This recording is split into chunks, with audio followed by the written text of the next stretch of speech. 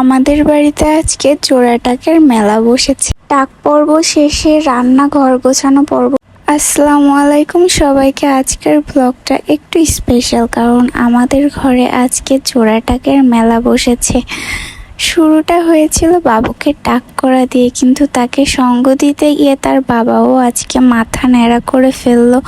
বাবা মেয়ের এই নতুন লুক আপনাদের কেমন লেগেছে কমেন্টে অবশ্যই জানাবেন। কিন্তু ডাক পর্ব শেষ করে লাগলাম ঘর গোছাতে। চারপাশটা একটু অগোছালো হয়ে আছে, তাই আর দেরি না করে পুরো ঘরটা গুছিয়ে নিলাম। ঘর পরিষ্কার থাকলে মনও বেশ ফুরফুরে লাগে, তাই না?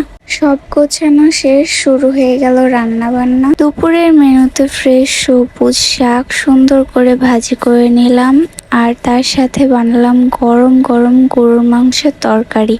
দুপুর আর বিকেলের ব্যস্ততা শেষে রাতের সময়টা চলে এলো। রাতের খাওয়া দাওয়া শেষ করে টুকটাক কাজগুলো সেরে নিলাম। কেমন লাগলো আজকের ছোট্ট ব্লগটি? ভালো লাগলে অবশ্যই লাইক এবং ফলো দিয়ে পাশে থাকবেন। সবাই ভালো থাকবেন। আল্লাহ হাফেজ।